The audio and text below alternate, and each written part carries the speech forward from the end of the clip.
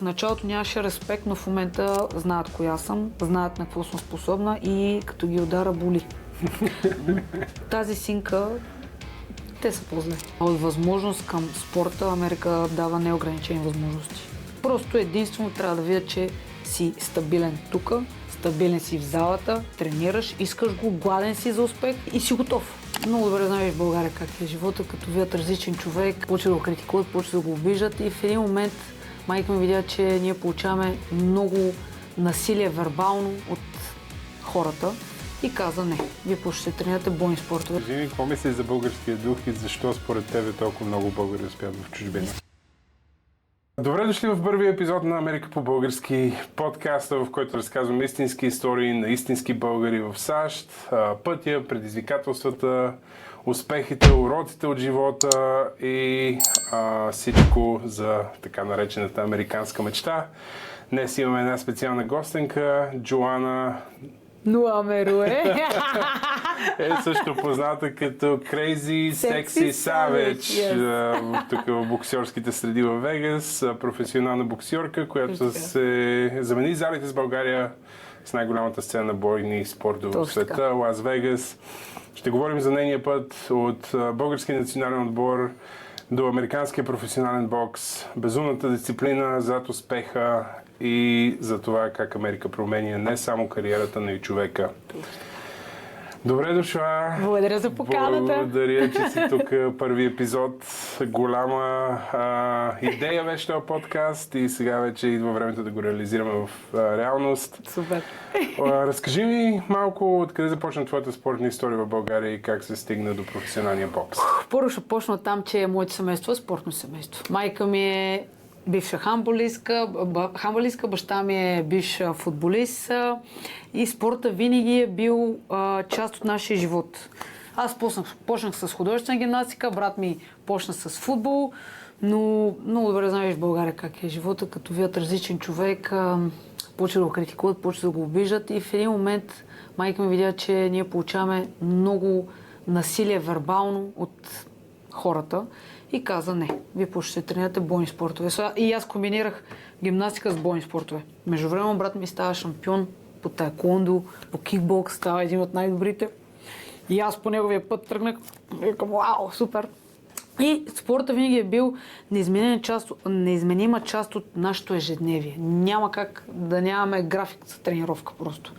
И така, междувременно вече през годините се наложихме с бойните спортове, таеквондо, кикбокс, савате. Двамата с брат ми сме шампиони и аз от 2019 имах договор, предложение да дойда в Америка за професионален бокс, да поема пътя по професионален начин бокс. Преди това бях боксерка в България в националния отбор и комбинирах кикбокс и бокс. Да. Където има състезание, там отивам, което не е окей, защото стила на кикбокс е друг, на бокс е друг и така. Изцяло фокуса ми на бокс, по бокс е от 2019 до сега.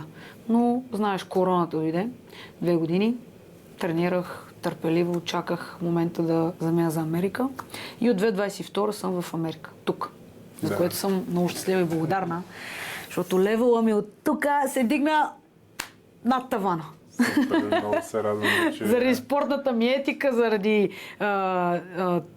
как се каза, hunger, че искам да съм успешна, че го искам и просто не спирах да тренирам много, между 8 и 10 часа на ден, без даже никой да знае, за да дръпна бързо, защото треньора ми върна в детската градина с тренировки, с стойки, с удари, с всичко, както казах, от бокс към кикбокс и обратното, съвсем различни спортове са и трябваше да се наложа малко по-бързо от другите хора.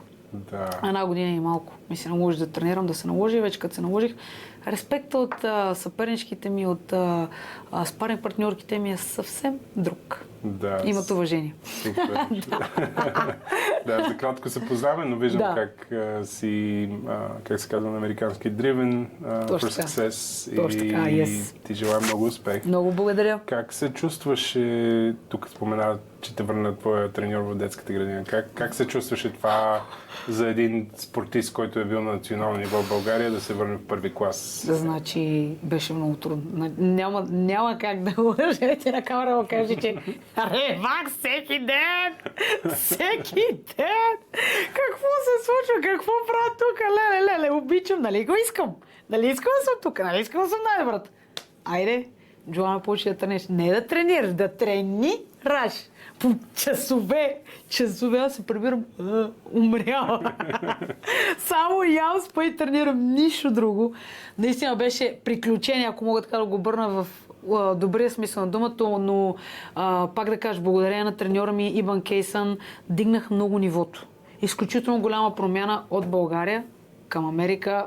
Много съм благодарна. Все пак тук е меката на бокса. Да. Възможностите, които Америка ми дава, България е малко трудно. Ние сме по-малка държава, имаме друг тип възможности, имаме малко по-ограничени към спорта, малко по-сме ограничени, нямаме чак такива финанси и така нататък. Тук малко по-лесно се случват нещата, повече те забелязват спонсорства, състезания за много финанси и така нататък. Пожелавам абсолютно всеки един, който харесва Америка и има интерес дали бокс, дали ММА или нещо друго. Просто пожелавам да стигне до Америка и да види тази почва колко е сладка, колко трудно се налагаш, но като се наложиш е сладичко.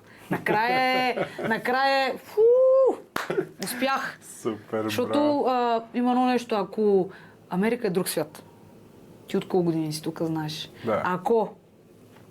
Ако Америка зад гърба ми имам целия свят. Тоест, ако в Америка се наложа, света е мой. За което съм благодарна, защото в България вече съм се наложила и Америка е много голяма сила. Особено към спортовете. Забележат ли те американци, забележат ли те тук всички врати сте отворени от гледна точка на спорт навсякъде по света. Но Америка ти дава една основа, едно развитие, което за момента България е малко трудно. Да, истина това е истина. Не само в спорта. Така че не беше лесно, не ми е лесно все още, защото уча всеки нови неща, но си обичам работата. Обичам да бия хората и да ми плащат. Имаш ли моменти, в които си викаш, това е супер трудно, имаше обратно в България? Имаше един момент, няма забравя, в залата на Топ Ранк имах спаринг с една мексиканка, наистина пребих и отбой, но аз самата не бях доволна от себе си. Даже имам запис и викам на треньора, какво се случва, що не съм доволна? Той вика, помисли си, наистина ли искаш да си боксерка в Америка или искаш да си просто боксерка и да поддържаш тяло и форма? Давам ти ден и половина, 2. И аз вика, реви са, колко искаш, прави каквото искам да ми дадеш отговор след 2 дни. И аз казвам, след 2 дни имаш отговор, тренер. И след 2 дни, 10 един ден, не може 2 дни, това е много време. След един ден му казах, каквото трябва да направя, за да съм шампионка, ще го направя. Супер много компромиси, супер много неща вложих, дали финанси, дали време, дали всичко, за да съм тук, за да съм на място, което съм. И знам, че един такъв труден ден на тренировка не може да ме спре и няма да се откажа, да продължа напред и да пребия всички по път, ако може така възпитано да го кажа, за да съм там, където искам. Да. И финансово, и успешно, и задоволяващо, и всякак си. И така. Как изглежда един тренировъчен ден? О, сериозно? Сигурен си? 8 до 10 часа. Не, сега. Това беше първата година и половина. Сега са между 2 и 3 часа. Това са тренировките. В момента днеска 3 часа. Днеска дойдох в залата 7:30, свърших 10. Всеки ден? Да.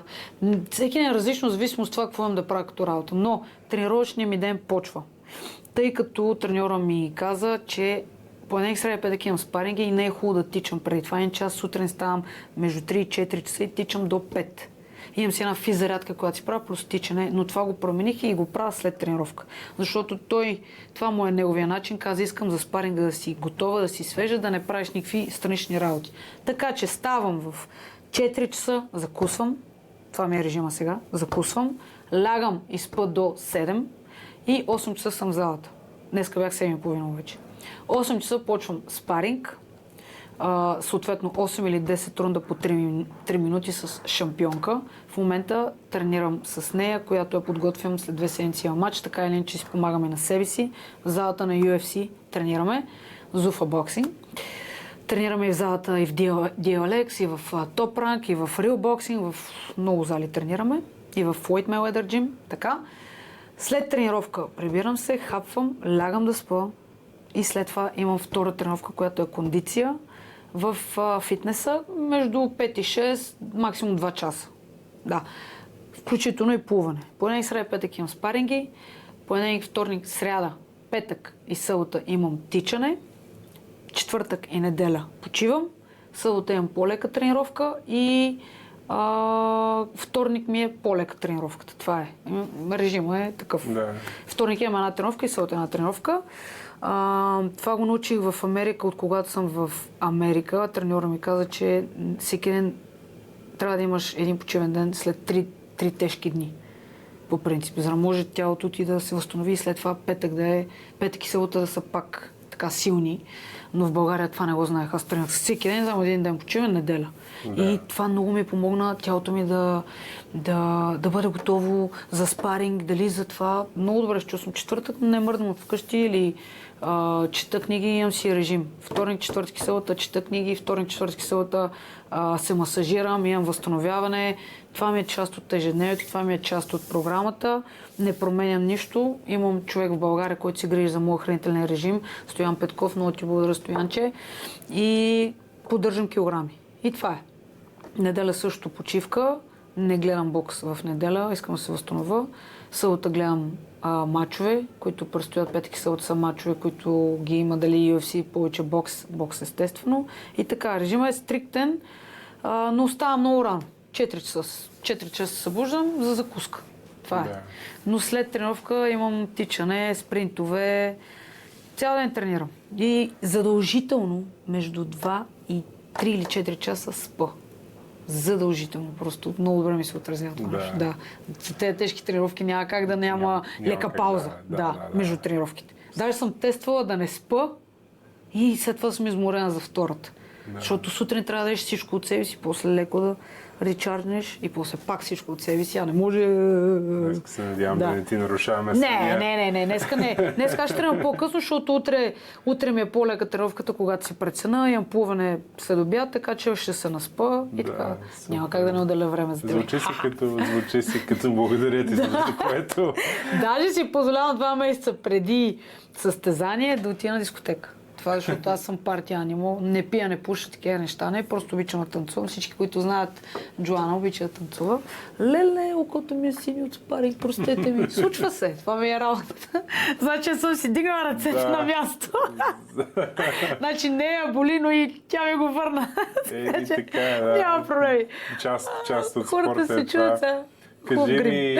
Да, изглеждаш като грим. Има грим. Ако се гледа само тази страната на камерата, хората си мислят, че са сенки. Какъв е това грим на едната страна? Уникален. Кажи ми за теб, кое е по-важно при един спортист? Талант или дисциплината? И двете. По принцип, ти трябва да си дисциплиниран, достатъчно дисциплиниран, за да покажеш таланта си. Няма как да покажеш таланта си без да го поддържаш този талант. Да. Ти може да си най-добрия пънчър, но не знаеш как да удариш, примерно. Може да имаш да си най-силният, да кажем, но не знаеш къде и как да удариш. Това се изисква във времето да си дисциплиниран, мотивиран и да тренираш здраво. Според мен тези две върват в комплект и не трябва таланта да си го взимаш за даденост, а трябва да го развиваш повече, защото винаги има какво да се научи. Дали в спорта, дали в живота, винаги има какво да се научи. Как ще кажеш, аз съм най-силният човек? Не си, има и по-силни от тебе. Жена ми казва всеки ден учебен ден. Да, всеки ден има какво да се научи. Музика, това е безплатен Google. Ако мога така да кажем. Всеки ден. От всички хора. Лоши, добри, винаги има какво да се научи. Абсолютно. Да. И аз съм съгласен с това. Точно така. Кажи ми, спомена, че в Америка възможности са различни от България. Какво ти даде Америка, което не си имала преди това в България? Като спортист и като човек? Значи, като спорт, първо Америка ми даде, естествено, пак да кажа, треньора ми ме върна в детската градина, за да стигнем до нивото, което имам в момента. Трябваше да се върна малко назад, за да скоча хубаво напред. От възможност към спорта Америка дава неограничени възможности. Просто единствено трябва да видя, че си стабилен тук, стабилен си в залата, тренираш, искаш го, гладен си за успех и си готов. Това е единственото, което Америка иска. влагането в Америка е лесно, харесвам те, колко пари ти трябват, какво трябва да се поеме, режими, масажи, лагери и така нататък, защото значи резултата после ще е голям, тъй като финансите в бокса са много големи, знаеш, ако се наложиш, ако нокаутираш, ако правиш шоу, full package, както се вика. Значи от гледна точка на спорт ми даде много голямо развитие, за което съм много благодарна. От гледна точка на живот ми даде друга гледна точка, която нали, България не мога да кажа, че е ограничена държава, напротив, но Америка ми е по-свободно. Харесвам, аз и обичам и България, естествено, но Америка ми е лудостта ми я приемат по-лесно тук. В Америка, в България малко ме критикуват, независимо, че... Секси Савич, crazy секси Савич. Точно така. В България нищо съм приета вече, нали, знаят ме и така нататък. Все още има такива леки критики в Америка. В България, нали, има леки критики, а в Америка... Радват се. Реагират добре. Което значи, че и в спорта, и извън спорта, възможностите ми тук са големи. И от гледна точка на работа, защото се занимавам и с други неща. Филми, проекти и такива неща. Ето подкаст сега правим с тебе. Много съм благодарна за което. Хората да чуят моята гледна точка, моята история. Защото аз съм за малко време съм в Америка. Има много неща, които не знам. От 2022 прибирам се в България, идвам Америка, България. Не съм се застояла през цялото време, цяла година, примерно. Миналата повече 9 месеца седях, защото нали, трябваше влезе в форма, но има много още неща, които не съм видяла тук. Не съм обиколила щатовете, в 2 щата съм била само. Много неща имам да видя, но в момента Вегас ми е един от любимите щатове, градове и така нататък. И съм много щастлива, че мога наистина да се развивам тук. И като човек, като личност, като спортист. И пак казвам, наложи ли си името, вратите са ми отворени за целия свят. За всичко. За всичко. Така е, да. Така е. Спорта е трудна кариера, но когато имаш успех, си заслужава. Точно така, да. Сигурност. Какво е усещането да се изправиш срещу големи имена в ринга? Респект. Голям респект, но в началото не ме уважаваха мене. Защото съм никоя. Естествено. Няма как да ме уважават. Никоя съм. Но след като се наложих мигновено. Спарингите бяха много тежки. Първоначално, като се наложих мигновено, респекта дойде автоматично и продължава да е там. Вече ме знаят, че аз съм една от основните спаринг партньор, основният спаринг партньор на повечето жени, които се подготвят за техните големи матчове. Аз тренирам с големи имена, като Михаела Майер, Санди Райан, Флоренция. Много жени минаха през моя ринг и аз през техния ринг, за да си помагаме за нивото, което ни предстои в ринга и съм благодарна. Така че в началото нямаше респект, но в момента знаят коя съм, знаят на какво съм способна и като ги удара боли. Тази синка, те са по-зле. Нали, те нямат възможност да бъдат интервюирани от тебе. Да. Имаме си диарага точка. Те нямат възможност да са тук и да ги интервюираш, но с тези, които ще играят в бъдеще на мачовете, ще се случи също. Пригответе се. Да. Имаше ли момент, в който си каза, ето вече съм част от това общество тук в Вегас? Да, има момент. След година и малко, като се наложих, като ми мина първия матч, в който нокаутирах една американка Golden Glove шампионка, която супер много ме не уважаваше, супер много ме провокираше и аз викам, трябва да запазя спокойствие, да покажа всичко на ринга. След като я нокаутирах, лицето й не пречи на нищо, няма да ти показвам, че е опасно за всички. И тогава вече си казах, това е моето. Това е моето. Харесва ми. Адреналина ми харесва ми да удрам хората, да ги бия с съдява адреналин, как се вика. Да. Харесва ми това нещо. Надявам се, че не ходиш да ги биеш. Не. Тук знаеш, закона е съвсем друг. Аз не съм конфликтна личност. Не. Аз съм супер възпитан човек, супер crazy sexy savage. Като се наложи, като ми мина първия мач, си казах, вау! Не ми се дигнало самочувствие, защото това е супер малка стъпка. към това, което искам, но се почувствах горда, че мога да се справя с тази малка стъпка, защото има други стъпки и се изкачвам по стълбичката лека по лека. Така че всеки един труден, лесен момент тук ми дава сила всеки ден да постигам и психически, и физически моите цели. И за което съм благодарна. Само. Най-вече на треньора ми, на менеджера ми, на всички, които са в България, които ме подкрепят и в Америка, всички българи в Америка, които познавам. Запознах се страшно много хора тук. Социалните ми мрежи, много хора ме подкрепят, за което съм... Който си от скоро тук, аз ми направи впечатление, че много хора познаваш. Точно, за което, защото съм... Let's go, пари! И така, много съм благодарна за всичко.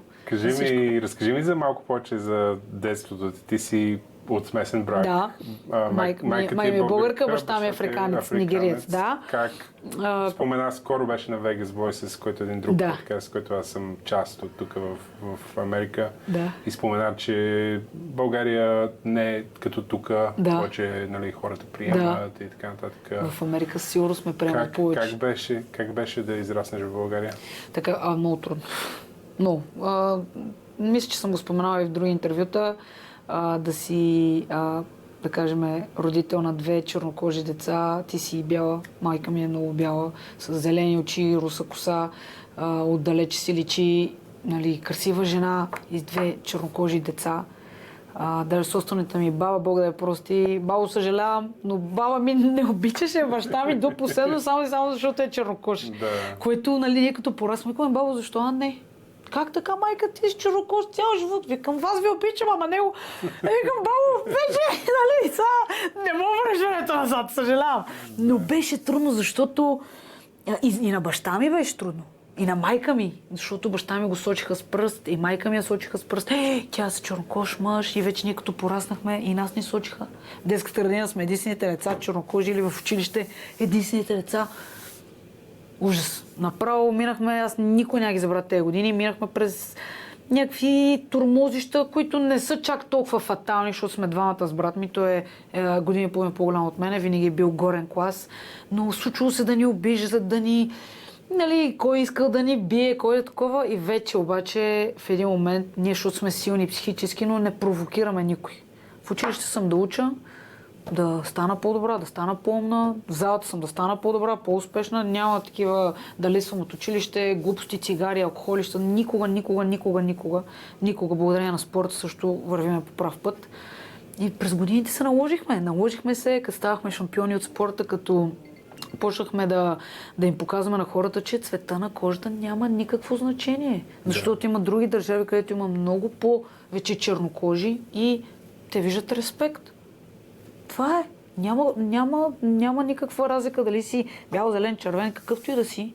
Ако не си човек на първо място, наистина не заслужаваш въобще да говориш с мен. Това е най-важното. Но не беше лесно, но вече не е така. Да, вече не е така. Не. Много се промениха, да. Точно. Като се прибереш, абсолютно. Съюз, повече хора идват от други държави. Абсолютно. Имам страшно много приятели, чернокожи, изключително добри певци, танцори, атлети. Страшно, всички са в моето обкръжение. Страшно много хора са се наложили с това, че са различни в България и са приети по-добре, отколкото като преди. И България стана отворена за това нещо. Няма критики толкова много. Тук, там, много малки. Няма критики, чак такива големи, и за което съм пак много щастлива, защото ние различните, защото трябва да сме ограничени. Защото някой не ни харесва, благодаря ти, обърни се, чао. Да, и аз тебе не те харесвам, не си част от живота ми. Да. Всеки си живее. Това обичам аз специално в Америка, че тук всеки си живее за него, с никой не те гледа къв си, що си, какво правиш. Даже ти се радват. Да. Виждам, извинявай, че те прекъсвам, виждам хора по пижама отиват до магазина. И аз беше шок на мен. Пижами, ама пижама е, сега съм станала и тръгвам. Рошеви коси и така нататък, и аз само в началото викам. Обаче сега, хей! А това ако да стане в България, ще си новина номер 1. По телевизията. Сещаш се, да. Тук не обръжа внимание на такива неща. Те гледат други работи. Кажи ми това, израствайки по този начин, Това ли беше една от причините да си в спорта или имаше други причини? Спорта, както казах в началото, е неизменима част от нашия живот. Майка ми и баща ми винаги са казвали, спорта ще ви даде нещо, което нищо друго не може да ви даде. Тоест, вие задължително ще тренирате каквото прецените. Аз почнах гимнастика, брат ми футбол, защото баща ми би футболист и футбол, нали, винаги е било част от живота ни, да. А мама много обича, да, как знаеш, а мама много обича гимнастика и така почнах, не знам дали, може би брат ми ще е баскетболист или лека атлетика. Просто изказването на родителите ми беше, вие трябва да тренирате, да учите, това ви е задължението, искате животни, кучета, котки, каквото искате, изкарате си ги, чистите, прибирате пръсмокачка вкъщи. Четвъртък и петък имаше детски дискотеки, но домашните трябва да са написани, тренировката трябва да е свършена и тогава. Това е. Никога родителите ми не са ни посягали, не е имало агресия, не е имало такива неща. Всичко се е случило с обяснение. Затова в днешно време аз искам да направя апел към всички хора, че децата трябва да спортуват. Някои имат здравословни проблеми, някои психически, нямат самочувствие и така нататък. Спорта, няма значение кой е спорт. Да. Ще даде това нещо, което липсва на едно дете. Разбираш, ще се наложи, ще бъде шампион, ще придобие едно самочувствие, че е човек, че може да прави повече от това, което той си мисли, че може, когато има треньор, когато има хубав екип, надежда и така нататък. Така че, независимо, че тук ще отворя една скоба в спорта, който съм практикувала, съм имала проблеми с треньорки, с треньори, имала съм проблеми, не мога да отръка. Не съм била харесвана винаги, но спортната ми етика винаги е била там не на 100, на 1000%. Без треньора да знае. Ако треньора или треньорката са ми казвали, имаш да правиш това упражнение 10 пъти, аз го правя 20. За да може утре, като ми каже, не го правиш правилно, аз ще кажа напротив, правя го правилно, защото аз го направих повече пъти и така нататък. Така че много зависи един човек какво иска от живота. Един човек къде иска да е. Като позиция, дали бизнес, дали спорт, какво искаш да правиш ти с живота ти? Да го хабиш, да се шаеш по улиците или да си име? Да създадеш нещо, дали за твоето поколение, дали за сега, за родителите ти. Много е важно с каква мисъл ставаш сутрин. Аз ставам с мисъл, че имам днеска спаринг, трябва да си свърша, не съм удовлетворена, като не си свърша режима, като не си целият лист, който имам в списъка ми, не е чекнат, не съм доволна, наказвам се. Има дни, в които се наказвам и не ям, защото не съм доволна от тренировка, не съм доволна как ми протече днеска, но това съм аз. Ти си по друг начин, хората са по друг начин. Много е важно. Как ти оценяваш живота и какво си готов да sacrifice за него daily, всеки ден. Да. За да си пред мен и да ми взимаш интервю. Всяка професия, ако искаш да изградиш. Точно така. Не е само спорта, живота. Трябва дух, трябва характер. Точно така. Трябва дисциплина. Но това идва от пуш, от семейството. Ти сега трябва да ходиш в залата, защото резултата пуш ще дойде след време. Да. Мога да не станеш най-великият спортист, но ще имаш дисциплината за работа. Знаеш, че трябва да свършиш тази работа, за да изкараш пари, за да си грижиш за това. Всичко е един комплект. Не знаеш, като отвориш хладилника, днес какво ще нямам. Имаш всичко. Ти си готвиш. Ти избираш менюто. Това винаги го давам за пример. Много ми е любимо да давам пример с храната. Много истина. Да, много ми е любимо да давам пример с храната. Кажи ми, какво мислиш за българския дух и защо според тебе толкова много българи успяват в чужбина? Ние сме балканци, ние сме много силни хора. Нашата кръвния е най-красивата природа, всичко ни е музика, всичко е на ниво при нас, разбираш ли? Нали, има го и Байганю в нас, няма какво да отрека, има го и това, има ги ups and downs, има го и това. Винаги. Но кажи ми един спортист, който да отишъл в чужбина да не е станал успешен. Кой? Кажи ми, няма такъв. Няма такъв, защото не, че България е лоша държава. Просто тази гледна точка на спорт не е толкова, как да кажа, на ниво, както чужбина. Да. Не е толкова на ниво. Например, ние в други неща сме добри пак. Но ако отида в чужбина, науча се или стана име там и се върна в България и нося финансите в България, пак е добре. Пак съм име, пак ще бъда оценена. Много имена да ти изреда българи, които не са, нали, в България и са станали успешни в чужбина и не съжаляват за това нещо. Не мога да съжаляваш, защото в България ти нямаш поле. Да. Няма поле за изява, няма ринги, няма основата. Има го в момента, лека по лека се налага, но преди не го е имало. Затова се е наложило да си вземеш богатчето чужбина. Може би е лек риск, защото не се знае какво ще стане, но екипа, който си имал, са повярвали в тебе, както при мен се случи, директно. Дали телефони, дали кола, дали пари ми се даде. Искам само да тренираш, да си стабилна тука. Режима, всичко и това. Каквото се изисква от мене, аз го направих.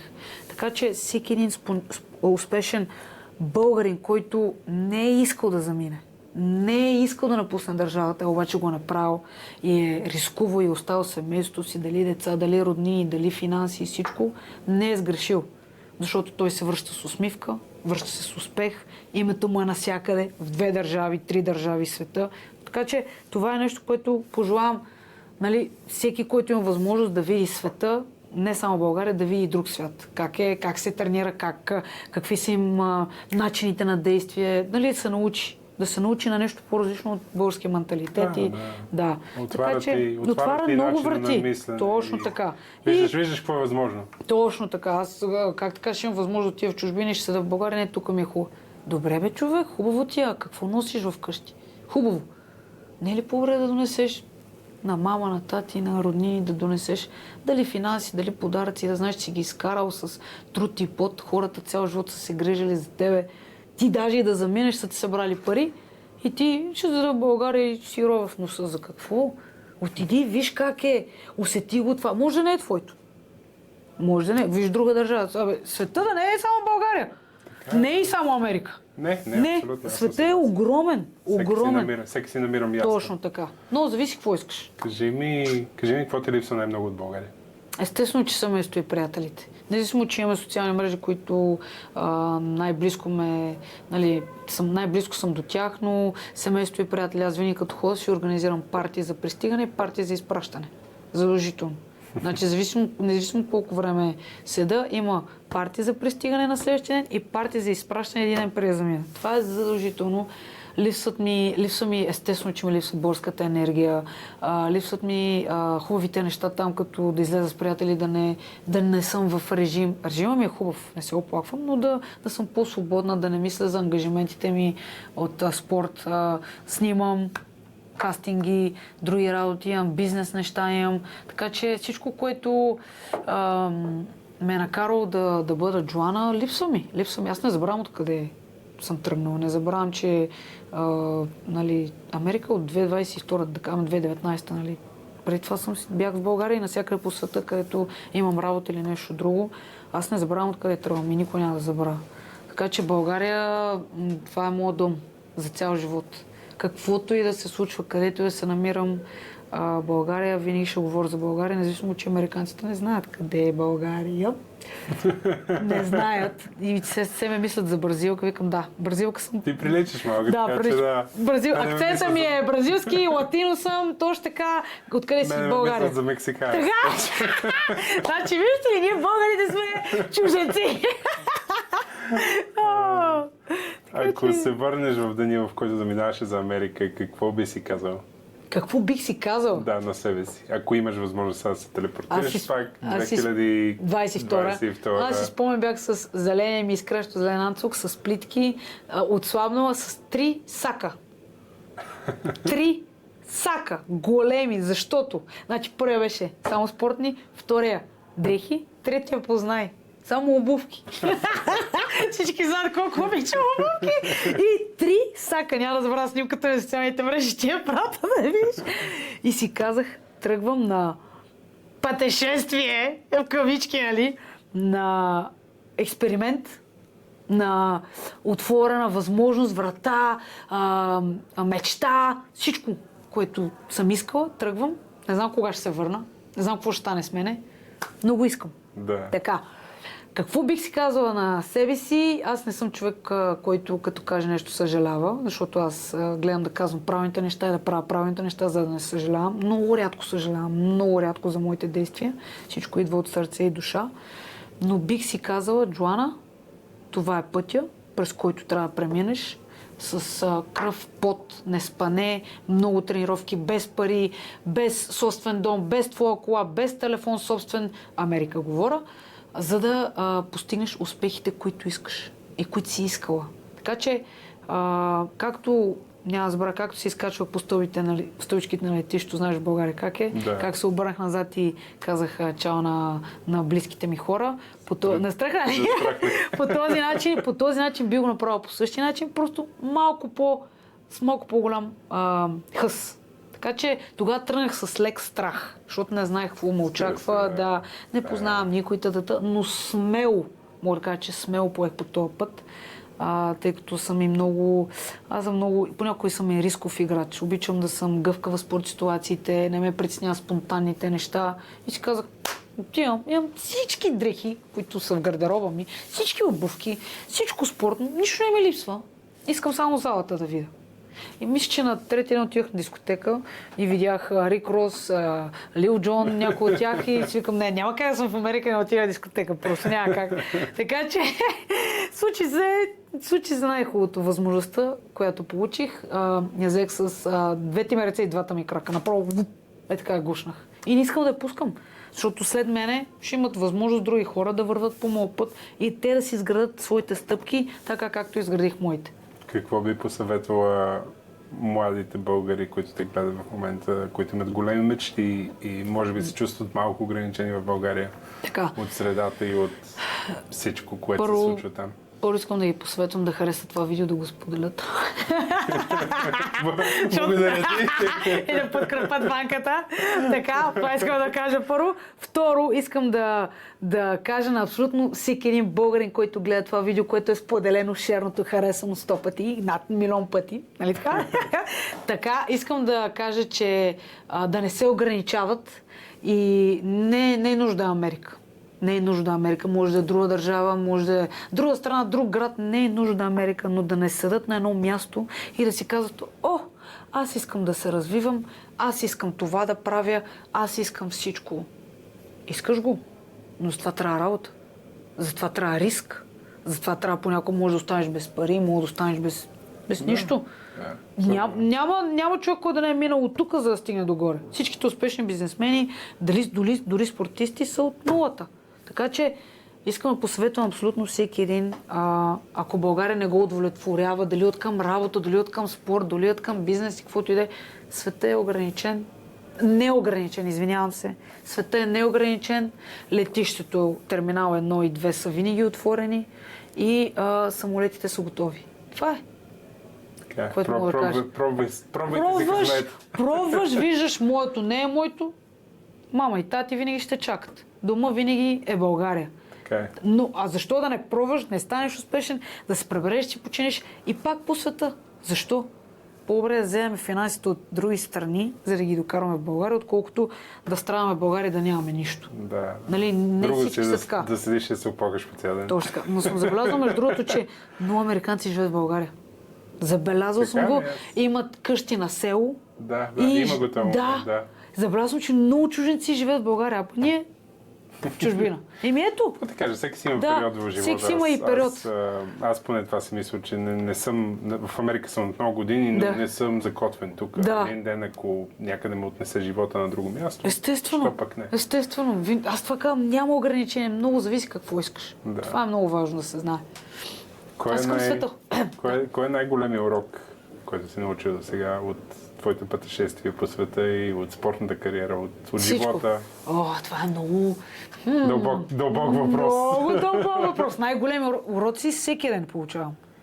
И затова имам толкова много експириенс от живота ми. Нещо, което ме държи жива и ми дава урок всеки ден е, че вътрешното ти аз, ако не го иска силно, няма да се случи. Няма да се случи каквото и да е. Даже пак да дам пример, ако сега вътрешното ми аз е жадно и затова си взимам водичка да пие, например. Извинете ме, само да пие. Нищо. Разбираш, ако вътрешното ти аз не го иска с цяло сърце и душа, каквото и да правиш, където и да си, няма да станат нещата. Така е. Ако си 50-50, значи е не. Ако си 100%, значи е да. Разбираш? Това е един урок, който аз научих и уча през годините, че или всичко, или нищо. Или нищо. Всичко е възможно, трябва да го искаш. Everything is possible. Кажи ми, как изглежда американската мечта за Джоана? Американската мечта изглежда трудна, но се заслужава. Много пот, много нерви и сълзи, естествено. Много безсънни нощи, дали ще се справя на следващия, дали няма да се справя. Треньора ми още повече го тормоза двойно. Не мога да кажа, че всичко е цветя и рози абсурд, но става по-лесно и по-лесно. Да. Нали знаеш, че ние не се раждаме готови да ходиме. Ние първо ни носят, нали? Може да ни изпускат няколко пъти, да се осъзнаваме как си. После лазиме, после леко пипкаме, тук-там някъде судраме, после вече почваме да ходиме. Нали така? Така че това ходене почва да става по-приятно и по-приятно и по-приятно, защото I put into work и няма ограничения при мене. Тоест, ако го искам, съм в залата. Миналата седмица първо бях много изморена. Много. Направо не ми се ставаше от леглото и си казвам, какво? Вътрешното ми аз каза, какво? Ти винаги ще бъдеш изморена, е оправдание. Имам едно негативно и едно позитивно мислене. Те са така разделени, разбираш. И едното ми казва, Джоана, аре, почини си днеска. Другото аз казвам, няма почивка, стая да тренираш, ще почиваш после, като си я заслужиш тази почивка. Да. Така че аз си говоря на себе си, че няма как, ако аз не работя здраво, няма да се получат нещата. Нищо не... Този спорт специално мой не може да се яде на готово. Да излезеш на ринга и да си победител. Всичко е така в живота. Да, не само спорт, не само кариера. Не може нищо. Да, не може да се яде на готово, освен ако ти наистина не работиш за него. Това е. Това, което мога да кажа за този въпрос. Приятен. Трябва да се работи за американската мечта със сигурност. Трябва работа. И те като те забележат, вече наистина вратите са ти някакси отворени и отвътре и отвънка, навсякъде. Те ни такива големи, широки врати.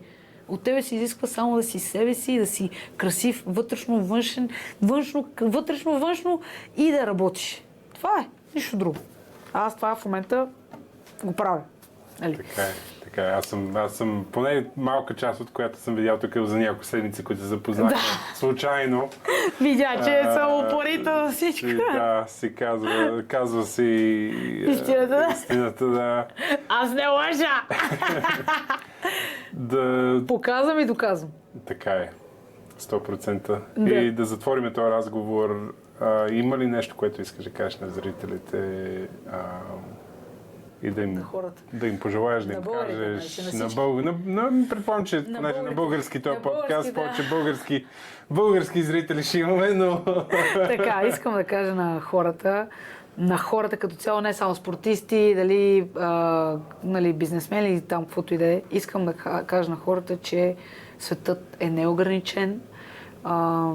Това доста често почна да го споменавам, че има хора, които жадуват да са живи, да лудеят, да се разходят по улиците, да живеят нашия живот, да са на наше място, а ние имаме възможност да живеем много по-добре от тях.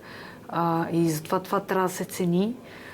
Любовта трябва да се дарява, да се дава без ограничения. Мозъкът трябва да се развива, защото това е нещо, което ни кара да стъпваме на правилните места, за да не падаме и да не се проваляме, разбира се. Мога само да кажа, че живейте. Живейте, лудейте, дивейте, правете хубави неща, правете добро. Всичко ще се върне, естествено. Помагайте и бъдете добри хора, защото не знаете историята на човек срещу вас и не знаете какво е преживял и малко повече разбиране от другата страна няма да е лошо да присъства. Това мога да кажа на всички хора, не само спортисти, а на моите хора, спортистите, файтерите особено. Хора, чакам ви в Америка. Трябва Америка да е пълна с българи. Във всеки един спорт, дали бокс, дали UFC, дали ММА. Този българин. Ти скоро вземеш интервю един мой приятел българин, няма да казваме кой е, ще видите. Така че Америка е за нас. Затова съм тук. Браво. Благодаря ти, Аз ти благодаря, беше много приятно. Изключителен човек, изключителна българка. Много съм горд, че те познавам. Аз също, че запознах с теб. Това беше първи епизод на Америка по български. Това е мястото, където разказваме българските истории зад океана. Ако тази история ви докосна, ако ви излизат тръпки, както на мен излизат... Аз ще го кажа. Share, like, комент, навсякъде. Така, споделяйте, пращайте на приятели, последвайте канала. Това е първата стъпка, само още много големи интервюта идват. До следващия път. Америка по български. Love and peace.